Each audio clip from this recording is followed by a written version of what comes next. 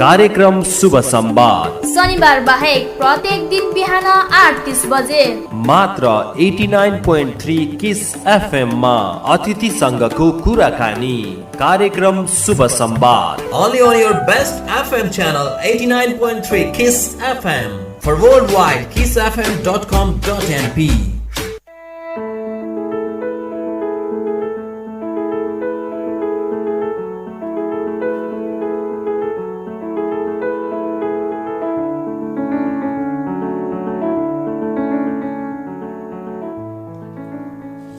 Hello hi दर्शक नमस्ते good morning. यति बेला सुन्दै हुनुहुन्छ 89.3 किस एफएम। सुन्नुको मजा बेग्लै छ र पक्कै पनि कार्यक्रम शुभ संवाद आज पनि हामी आइसकेका छौँ र आज पनि स्टुडियोबाट नै प्रत्यक्ष रूपमा कुराकानी हामी सामाजिक दूरीलाई कायम गर्दै यति बेला गर्न गइरहेका छौँ। पक्कै पनि विश्वव्यापी रूपमा नै 2,86,968 जनाको अहिलेसम्म कोरोनाको कारणले मृत्यु भइसकेको चाहिँ यो अपडेट तपाईलाई मैले दिँदै आजको हाम्रो अतिथि पक्कै पनि यसै क्षेत्रबाट हुनुहुन्छ जो विशेष गरी राजनीतिक क्षेत्रमा आबद्ध भएर राजनीतिक चहलपहल अलिकति बढी मात्रामा उहाँ अलि बढी नै गर्नुहुन्छ र गरिराख्नु भएको छ। एउटा यङ जेनेरेसनको राजनीतिज्ञको रूपमा पनि उहाँलाई विशेष गरी लिने गरिन्छ र विशेष गरी यो कार्यक्रम तपाईहरूले यति नै बेला प्रत्यक्ष रूपमा सैना महिना खबर फेसबुक पेज मार्फत पनि सुन्दै हुनुहुन्छ, वर्ल्ड वाइड रूपमा kissfm.com.np। त्यसै गरी यो कार्यक्रम सकिए लगतै तपाईहरूले हाम्रो यानि कि हाम्रो आफ्नै च्यानल युट्युब च्यानल सैना महिना खबरबाट पनि तपाईहरूले यो कार्यक्रमलाई सुन्न सक्नुहुनेछ र विशेष गरी यो कार्यक्रम धेरै अत्याधिक मात्रामा हाम्रो पात्रो मार्फत पनि यो कार्यक्रमलाई तपाईहरूले श्रवण गर्न सक्नुहुनेछ भने आज हाम्रो कार्यक्रमको अतिथि हुनुहुन्छ यति बेलाको जुन सरकार रहेको छ उक्त सरकारको प्रतिपक्षी दल विशेष गरी नेपाली कांग्रेस सैना महिना नगर सभापति रामप्रसाद अधिकारीजी हाम्रो स्टुडियोमा हुनुहुन्छ। रामप्रसादजी यहाँलाई स्वागत छ किस एफएमको स्टुडियोमा। धन्यवाद छ कृष्ण भण्डारी भाइ। आज मलाई मेरा आफ्ना भनाइहरू राख्नको लागि यहाँले निमन्त्रणा गर्नुभयो, म त्यसको लागि धन्यवाद दिन चाहन्छु। पक्कै पनि आम जनताको जनजीवन र यति बेला एउटा नेताको जनजीवनमा फरक के छ यो विशेष माहौलमा? विशेष गरी अहिलेको परिस्थितिलाई हामीले हेर्दै गर्दा विशेष गरी अहिले विश्व नै कोरोनाको महामारीमा रहेको छ। कोरोनाको महामारीमा रहँदाखेरि विश्वको हरेक किसिमका अर्थतन्त्रदेखि लिएर हरेक विषयहरू अहिले चाहिँ एकदमै क्राइसिसको अवस्थामा रहेको पाइन्छ र यो अवस्थामा अहिले हामी सबैले कोरोनाको विरुद्धमा एकताबद्ध भएर लाग्नुपर्ने स्थिति हामी सबैले महसुस गरेका छौँ र हामी सबै यो कोरोनाको विरुद्धमा लागिरहेको अवस्था छ। अनि विशेष गरी यो अवस्थामा यति बेला चाहिँ भनौँ न एक प्रकारले सरकार पनि ढलमलाइरहेको अवस्था र प्रतिपक्ष पनि कडा रूपमा नआइरहेको अवस्थामा चाहिँ विशेष गरी सैना महिना नगरपालिकालाई हेर्दै गर्दाखेरि के कस्तो प्रकारले यहाँनिर राहत वितरण भइरहेको छ, तपाईँहरूसँग कतिको सहकार्य भइरहेको छ? यद्यपि केन्द्रीय कार्यालयले चाहिँ एक प्रकारले भनौँ न आफ्ना नेताहरू आफ्ना कार्यकर्ताहरूलाई चाहिँ भनिसकेको छ तपाईँहरू आफ्नो गाउँ गाउँमा टोल टोलमा के कसरी राहत वितरण गरिरहेको छ त्यसको विषयमा जानकारी गराउनुहोस् भनेर योभन्दा अगाडि धेरै अगाडि नै केन्द्रीय कार्यालयले सम्भवतः तपाईँहरूलाई पनि जानकारी गरायो होला। के छ तपाईहरुको यस विषयमा के छ चासो, के गरिराख्नु भएको छ स्थानीय सरकारसँग रहँदै गर्दा? निकै महत्त्वपूर्ण प्रश्न। अब मैले यो प्रश्नको पनि सुरुमा जुन कुराहरू आयो मैले त्यसको बारेमा अलिकति म भन्न चाहन्छु। विशेष गरी अहिले विश्वमा जुन किसिमको यो कोरोनाले जुन सन्तास उत्पन्न गराइरहेको छ त्यो अवस्थामा विश्वका 200 भन्दा बढी मुलुकहरू चाहिँ अहिले कोरोनाको जोखिममा रहेका छन् र यो जोखिममा रहिरहँदा जुन नेपाल सरकारको जुन सरकारी संयन्त्र छ अथवा नेपाल यो सरकारलाई हाँक्ने जुन पार्टी छ यो पार्टी जुन नेपाल कम्युनिस्ट पार्टी छ, नेपाल कम्युनिस्ट पार्टीको आन्तरिक खिचातानीले गर्दा अहिले कोरोनाको सङ्क्रमण भन्दा पनि कुर्ची जोगाउने खेलमा यो सरकार लागेको हो कि भन्ने आम जनताको बुझाइ छ र हामी सबैले पनि त्यो बुझिरहेका छौँ। वास्तवमा यो समय भनेको सरकारलाई ढाल्ने, सरकार बनाउने, मन्त्री चेन्ज गर्ने यो काममा सरकार लाग्नु हुँदैन थियो। यद्यपि यो सरकारको नेपाल कम्युनिस्ट पार्टीको आफ्नो पार्टीको कुरा हो, तर यो कुरा गरिरहँदा अहिले कोरोना संक्रमणको जुन जोखिम छ यो जोखिमको कुरा गर्दा सैना महिना नगरपालिकामा म प्रवेश गर्न चाहन्छु। वास्तवमा हामी सैना महिना नगरपालिकामा जुन नगर स्तरीय विपद व्यवस्थापन समिति, राहत व्यवस्थापन समिति छ, सैनामैना नगरपालिकाका नगर प्रमुखको अध्यक्षतामा हामी निरन्तर रूपमा बैठक बस्दै सैनामैना नगरपालिकामा कोही पनि व्यक्तिहरूलाई राहतको कमी नहोस्, कोही पनि व्यक्ति राहत नपाएर उहाँहरूले दुखेसो व्यक्त गर्न नपरोस् भनेर नगर स्तरीय राहत समितिमा स्वयं नेपाली काङ्ग्रेस पार्टी समेत चाहिँ विभिन्न सङ्घ संस्था सहितको हाम्रो उपस्थिति रहेको छ र हामीले सैनामैना नगरपालिकाको 11वटै वडामा चाहिँ टोल विकास संस्थाका अध्यक्ष मार्फत विपन्न, गरिब, असहाय, जसको घरमा चुलो बल्न सक्दैन, जसलाई आज बिहान के खाउँ भोलि के खाउँ भन्ने खालका जुन समुदायहरू हुनुहुन्छ उहाँहरूको पहिचान गरी त्यो तथ्याङ्कको आधारमा प्रत्येक वडामा चाहिँ टोल विकास संस्थाका अध्यक्षजी मार्फत, वार्ड अध्यक्षजी मार्फत चाहिँ यो राहत वितरण गर्ने काम चाहिँ अहिले निरन्तर रूपमा भइरहेको छ। दोस्रो चरणको राहत पनि उहाँहरूले प्राप्त गरिसक्नु भएको छ र तेस्रो चरणको राहत पनि हामीले हिजो मात्रै चाहिँ विपद व्यवस्थापन समितिको बैठक बसेर सबै कुराहरू जनप्रतिनिधिलाई, विशेष गरी वार्ड अध्यक्षजी मार्फत टोल विकास संस्थाका अध्यक्षजीलाई कसलाई राहत नभएको हो उहाँहरूलाई पहिचान गरी फेरि राहत वितरण गर्ने योजनामा हामी सबै लागेका छौँ र यो एउटा सरकारी संयन्त्रबाट यो काम भइरहेको छ भने अर्को यो नेपाली काङ्ग्रेस पार्टीले यो राहत वितरण प्रक्रियाको लागि सबै संरचनाहरूलाई चलायमान अवस्थामा राखेको छ। केन्द्रीय कार्य समितिदेखि जिल्ला कार्य समिति, क्षेत्रीय कार्य समिति, नगर कार्य समिति मार्फत वडा सभापतिहरू, वडामा रहेका हरेक संरचनाहरूलाई राहत प्रक्रियामा जुट्नको लागि आह्वान गरेको छ र सबै कार्यकर्ताहरू यो प्रक्रियामा अगाडि बढिरहनु भएको छ। अहिले गाउँ-गाउँमा चाहिँ गरिब असहायको पहिचान गरी उहाँहरूलाई राहत प्रक्रिया दिनको लागि खटिरहनु भएको छ। अनि विशेष गरी जुन माहौलमा भनौँ न एक प्रकारले एकाएक अलिकति केन्द्रको कुराकानी गर्दै पर्दाखेरि केही कुराहरू आए, रातारात ती कुराहरू हटे। यद्यपि सरकारले यति बेला चाहिँ तपाईँले भनिसक्नुभयो कि कोरोनातिर अगाडि बढ्नु बेलामा चाहिँ कुर्चीतिर अगाडि बढिरहेको छ भने प्रतिपक्ष दल त अलिकति कडा रूपमा चाहिँ केन्द्रबाट नै अगाडि बढ्नुपर्ने हो कि स्थानीय क्षेत्रमा पनि यसको दबाब दिँदै गर्दा केन्द्रसम्म पुग्छ, के छ? मूलत नेपाली काङ्ग्रेस भनेको यो देशको लोकतान्त्रिक पार्टी हो। अहिले यो देशमा नेपाल कम्युनिस्ट पार्टीको सरकार छ। नेपाल कम्युनिस्ट पार्टीको सरकारलाई जनताले बहुमतको सरकार बनाइदिएका छन्। त्यो बहुमतको सरकारलाई डोर्याउने, बहुमतको सरकारलाई सहज ढङ्गबाट चलाउने काम नेपाल कम्युनिस्ट पार्टीको हो, तर हामीले त्यो देखिरहेका छैनौँ।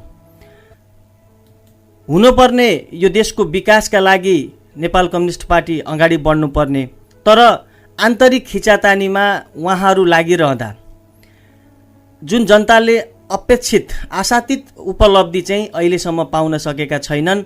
यो अवस्थामा अहिले मैले सबै कुरा केन्द्रीय राजनीतिको बारेमा म गर्न चाहन्न, तर सैनामैना नगरपालिकामा विशेष गरी नगरपालिकाभित्र जुन नेपाल कम्युनिस्ट पार्टीको चाहिँ जनप्रतिनिधिजीहरू हुनुहुन्छ, यहाँ नेपाली काङ्ग्रेसको पनि उति नै चाहिँ सङ्ख्यामा हामी सबैजना छौँ र सैनामैना नगरपालिकाको कुरामा नेपाली काङ्ग्रेससँग सहकार्य समन्वय नगरिकन यहाँको सरकार, स्थानीय सरकार चाहिँ अगाडि बढेको छैन। हामी अन्तरपार्टी बिचको सम्बन्ध चाहिँ एकदमै राम्रो छ। नेपाली काङ्ग्रेस मात्र नभएर यहाँका अन्य साना पार्टी जुन राष्ट्रिय स्तरमा राजनीतिमा हुनुहुन्छ उहाँहरूसँग समेत चाहिँ समन्वय र सहकार्य गरेर हामी एकताबद्ध ढङ्गले लागिरहेका छौँ। नै तपाईँले जुन कुरा भन्नुभयो समन्वयन र समन्वयन भनेर चाहिँ एउटा कुरा भन्नुभयो, जुन कुरा चाहिँ के यहाँ आन्तरिक रहेका सङ्घ संस्थाको नेतृत्व गर्ने सन्दर्भमा मात्रै हुन्छ कि यहाँको विकासको सन्दर्भमा पनि हुन्छ? यहाँको यो सङ्घ संस्थाको प्रतिनिधित्व कुराको मात्रै होइन, यो विकास निर्माणका प्रोसेसहरू भनेको चाहिँ यो टोल विकास संस्थाबाट विकास निर्माणका तथ्याङ्कहरू लिने, कुन टोलमा कुन वार्डमा विकास निर्माण गर्न आवश्यक छ, प्राथमिकताका आधारमा चाहिँ विकास निर्माणका त्यो सूचकाङ्कहरू, विकास निर्माणका सूचीहरू सङ्कलन गरिन्छ। वडा स्तरीय विकास गर्नुपर्ने के नगर स्तरीय बजेट विनियोजन गर्नुपर्ने कुन विषयहरू, ती सबै विषयमा विकास निर्माणका कामहरूका बारेमा पनि हामी अन्तर्पार्टी स्थानीय सरकारको समन्वय चाहिँ हामी गरेरै अगाडि बढेका छौँ।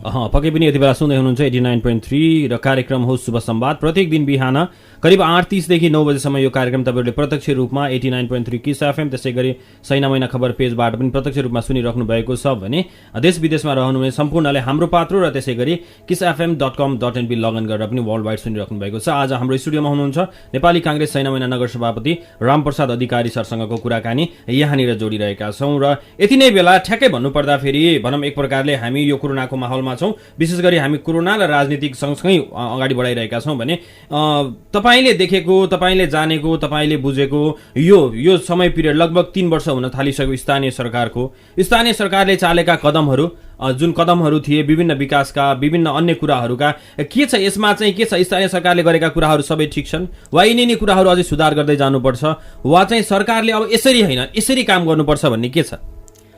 निकै महत्त्वपूर्ण प्रश्न। वास्तवमा अहिले जुन स्थानीय तहको निर्वाचन भइसकेको पनि 3 वर्ष भइसक्यो।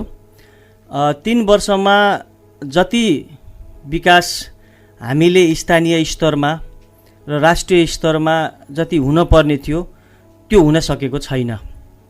जुन ढङ्गले यो सरकार बहुमतको आधारमा यो सरकारले विकास निर्माणमा काया पलट गर्छ भन्ने किसिमको अपेक्षा त्यो बेलामा नागरिकहरूले जुन बेलामा मत दिनुभयो त्यो मत दिएका व्यक्तिहरू पनि अहिले निराशा व्यक्त गरिरहनु भएको छ। विकास निर्माणमा जुन ढङ्गले फड्को मार्नुपर्ने थियो त्यो फड्को मार्ने किसिमको हामीले देखिने काम चाहिँ हामीले पाउन सकेका छैनौँ। चाहिँ अब यो गर्दैछौँ भन्ने खालका योजनाहरू, जुन डिपिआर बनाउने, यसो गर्दैछौँ त्यसो गर्दैछौँ भन्ने खालका कुराहरू आउँछन्, तर ती कामहरूलाई फत्ते गर्ने, ती कामहरूलाई एक्सनमा लैजाने, ती कामहरूलाई चाहिँ अब हामी काम गरिरहेछौँ भनेर जनतालाई चाहिँ देखाउने खालको चाहिँ काम हुन सकेको छैन।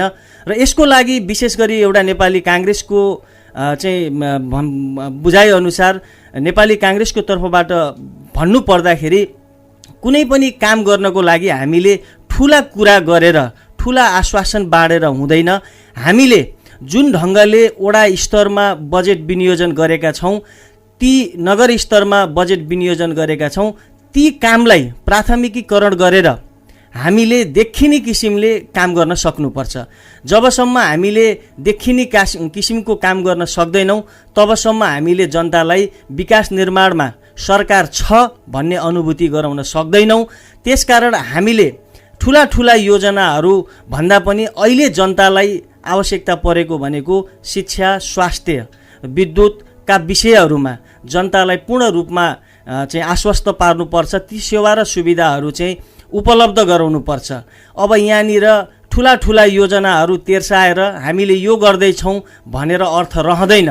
हामी अहिले काम गर्ने बेला हो। अब यस्तो बेलामा पनि काम गर्न सकेनौँ भने हामीले यो देशमा हामी विकास गर्न सक्दैनौँ।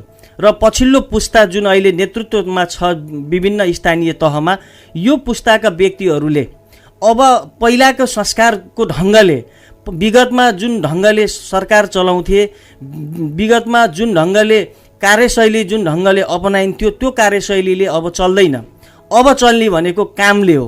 त्यो काम चाहिँ अबको स्थानीय सरकारले यो 3 वर्षलाई चाहिँ समीक्षा गर्दै अब यो 2 वर्षमा के गर्न सकिन्छ भनेर पुनः फेरि तल्लो स्तरबाट, वडा स्तरबाट, टोल स्तरबाट जनताको चाहना के हो, जनताले वास्तविक खोजेको विकास के हो, त्यो विकासका बारेमा चाहिँ अब सरकार लाग्नुपर्छ। सरकार लाग्यो भने मात्रै हामीले रिजल्ट देख्न पाउँछौँ। त्यही तपाईँले भन्दै गर्दाखेरि यहाँ एकजनाले प्रश्न राख्नु भएको छ, हिजोको इतिहास पनि नबोलौँ है नेताजी भन्नुभएको छ। किन भन्दाखेरि धेरै जसो त सरकारमा नेपाली काङ्ग्रेस नै थियो नि त। फेरि अब यो हिजोदेखि सरकारमा नेपाली काङ्ग्रेस थियो भन्दै गर्दा 2046 सालपछि 2076 सालसम्म आइरहँदा नेपाली काङ्ग्रेस विभिन्न समयमा सरकारमा थियो। तर सरकारमा रहँदै गर्दा नेपाली काङ्ग्रेसभन्दा बढी नेपाल कम्युनिस्ट पार्टी र तत्कालीन नेकपा एमाले नै यो सरकार बढी चाहिँ चलाएको छ। हामीले तथ्याङ्कलाई पनि केलाएर हेर्न सक्नुपर्छ। हामीले सबै कुरालाई एनालाइसिस गर्नुपर्छ, विश्लेषण गरेर हेर्न जरुरी छ। यो देशमा विगतमा कति नेपाल कम्युनिस्ट पार्टीका व्यक्तिहरू प्राइम मिनिस्टर प्रधानमन्त्री बन्नुभयो, उहाँहरूले के गर्नुभयो? नेपाली काङ्ग्रेस सत्तामा छँदा, नेपाली काङ्ग्रेसले सरकार चलाउँदा नेपाली काङ्ग्रेसले के गर्यो भन्ने कुराहरू त त्यो राष्ट्रिय योजना आयोग, पञ्चवर्षीय योजना, 10 वर्षीय योजनादेखि लिएर हरेक कुराका योजनाहरू हामी फर्केर हेर्न सक्छौँ। त्यसकारण यो अहिले सरकारमा को छ के छ भनेर हेर्नुभन्दा पनि अहिले कस्तो किसिमको सरकार छ र अहिलेको सरकारले कसरी विकास गर्नुपर्छ भन्ने कुरामा चाहिँ हामी बढी जोड गर्नुपर्छ। अनि विशेष गरी आम मानिसहरूको गुनासो के छ भने सैनामैना नगरपालिकाभित्रको कुरा गरौँ, यो राहत सम्बन्धी प्रश्न पनि थियो र यहाँनिर एकजनाले लेख्नुभएको थियो, फेसबुकमा म्यासेन्जरमा आएको थियो, जुन प्रश्न नगरपालिकाभित्र केही व्यक्तिहरूले राहत नपाएको गुनासो गरिराख्दाखेरि प्रतिपक्ष दलले चाहिँ मिटिङमा जाने, हस्ताक्षर मात्रै गर्ने कि आम जनतासँग पनि जाने भन्ने कुरा छ।